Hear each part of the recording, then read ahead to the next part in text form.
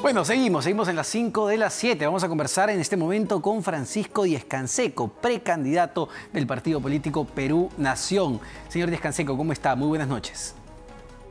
Muy buenas noches. En principio, el análisis, me gustaría conocer sus opiniones y su análisis sobre el discurso que dio ya el presidente Francisco Sagasti esta tarde. Mire, saludo el discurso del presidente Sagasti, es un discurso de apertura. Ha señalado que con humildad él reconoce que la clase política peruana se ha puesto a espaldas de la realidad, que es algo que nosotros en Perú Nación venimos denunciando desde la fundación del partido en noviembre del 2015, y ha señalado 3 puntos, ha indicado, 5 puntos importantes a los cuales me gustaría referirme brevemente. Sí, por favor, por favor. En el tema de salud, ha indicado que van a establecer una estrategia diferenciada en un país como el nuestro, que evidentemente tiene una abrupta geografía y respecto a lo cual el gobierno anterior no se dio cuenta que justamente se requiere esa estrategia diferenciada. Algo que también venimos reclamando en Perú Nación y en lo cual yo expreso mi coincidencia con el presidente Sagasti.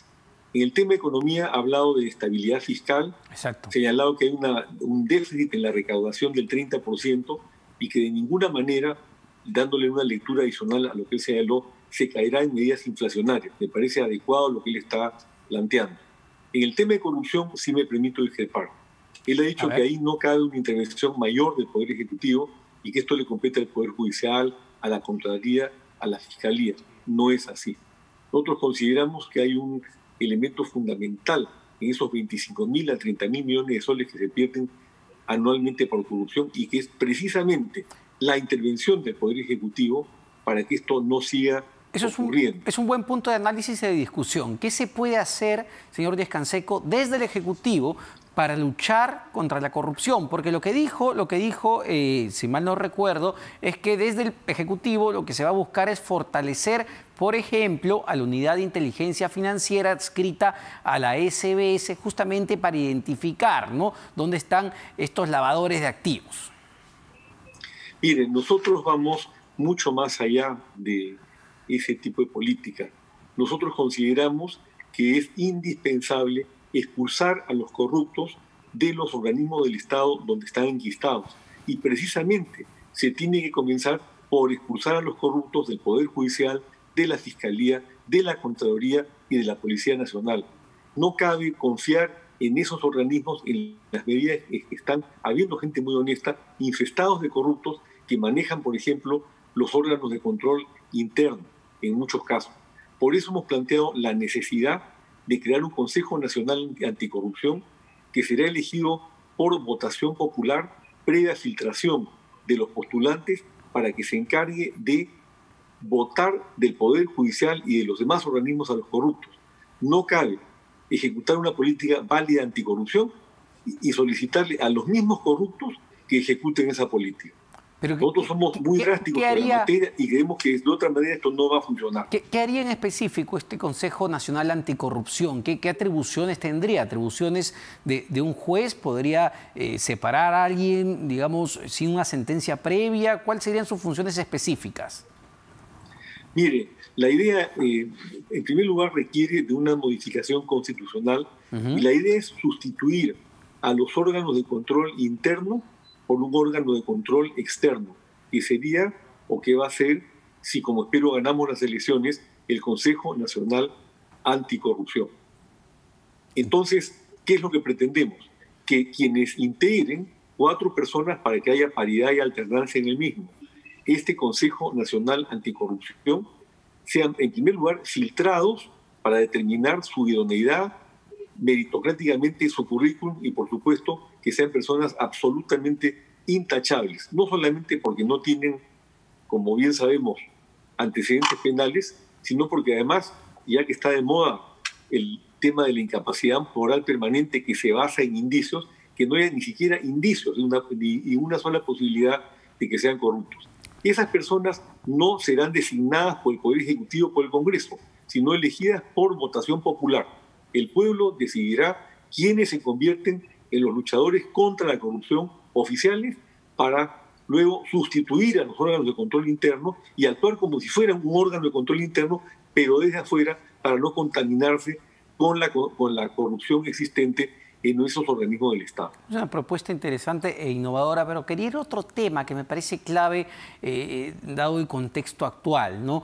Las calles, la expectativa popular, la voz ciudadana y sobre todo la voz de los jóvenes, que son los que han logrado lo que estamos viendo en este momento. ¿Qué opina de la participación que han tenido algunos precandidatos justamente en estas manifestaciones? Me refiero en concreto a Verónica Mendoza, al expresidente Ollanta, al señor George Forsyth, al señor Julio Guzmán, que se han mostrado muy activos en medio de estas manifestaciones. En algunos casos, cuando han llegado a ciertos lugares, la gente los ha rechazado, no los han recibido con las manos, con los brazos abiertos. ¿Cómo analiza esa situación? Candidatos, precandidatos, calle.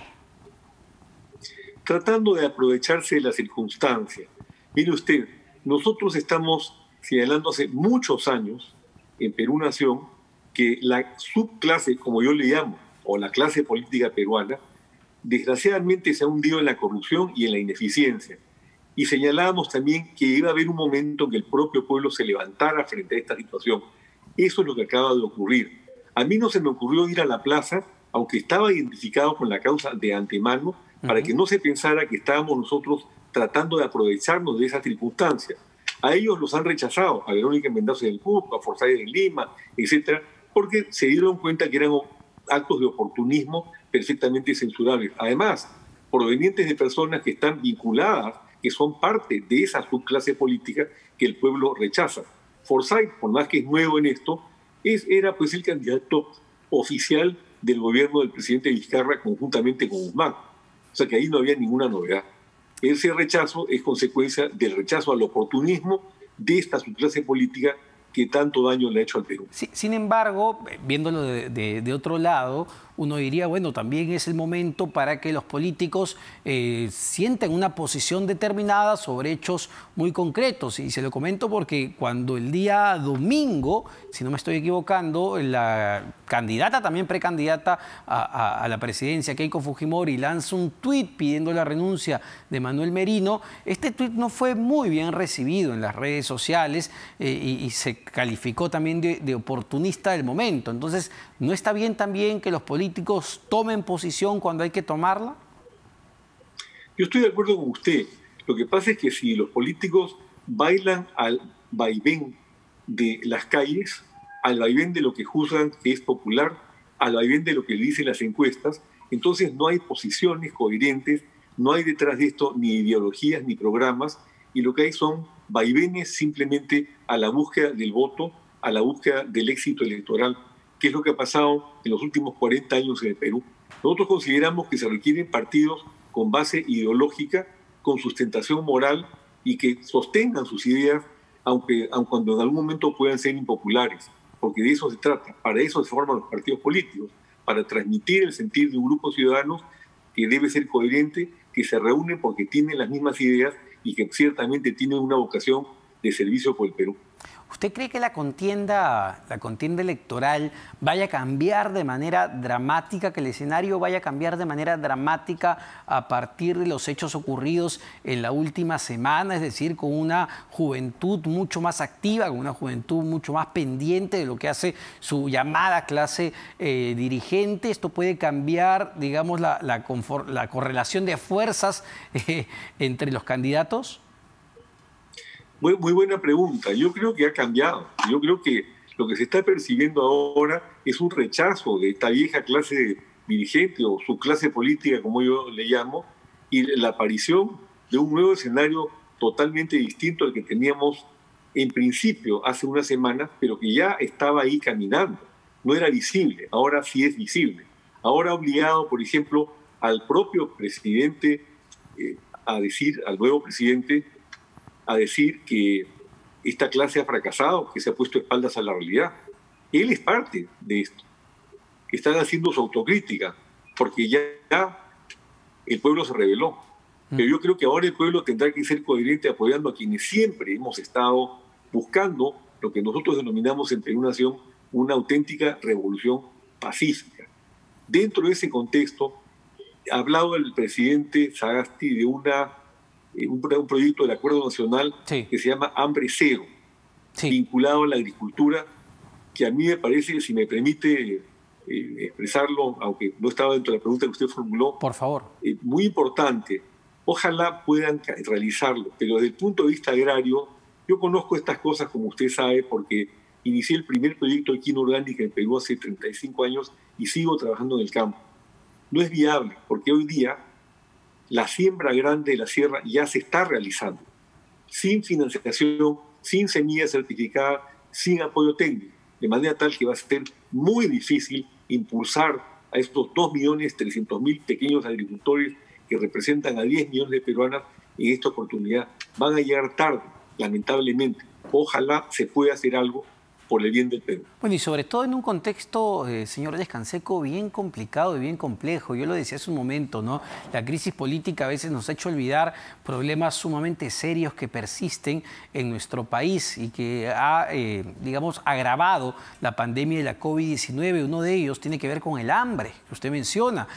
Uno tiene que ver con la pobreza. ¿Cuántos millones de peruanos más van a caer en pobreza justamente este año debido a lo que estamos viviendo? Veía cifras de empleo que ha publicado ayer el INEI y la cosa es tremenda. 3 de cada 4 trabajadores están en la informalidad, no tienen ningún derecho, no piensan ni en EPE, ni salud, ni absolutamente nada.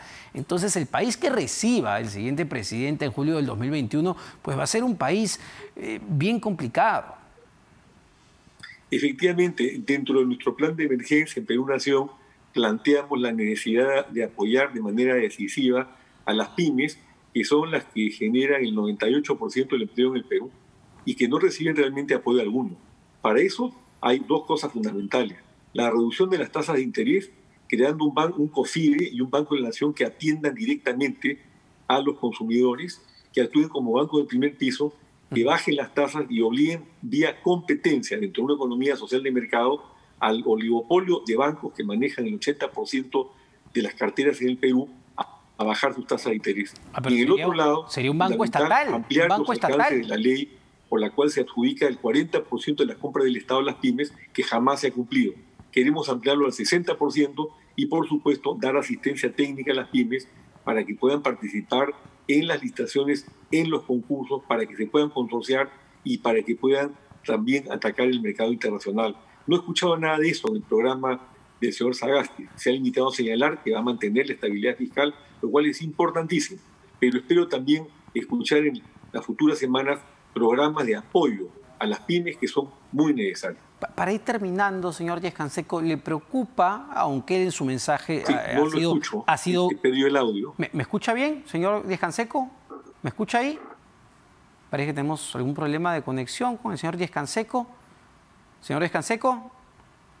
No, creo que no lo tenemos al señor Díaz-Canseco. Bueno, estábamos ya acabando esta interesante entrevista sobre los puntos y las agendas que tiene pendiente y vamos a ver qué es lo que ocurre justamente en las próximas semanas. Porque vamos a entrar ya a un proceso electoral donde justamente también vamos a tener que empezar a debatir todos estos temas de fondo, los grandes retos que va a tener por delante el presidente Francisco Sagasti. También van a ser temas de discusión justamente entre los candidatos a la presidencia de la República, porque como lo decíamos hace un momento, la situación es complicada, la situación es compleja. Estamos en una crisis política, pero también estamos todavía en medio de una crisis sanitaria y de una crisis económica que nos han golpeado tremendamente. Así que son los temas de discusión para saber cómo queremos llegar, señores, justamente al bicentenario en este momento. Pero ya yo tengo que despedirme, pero no se vayan, no se alejen, no se vayan de la programación de RPP Televisión, porque ya viene Valeria Fuertes con las claves del día. Muy buenas noches, señores, cuídense.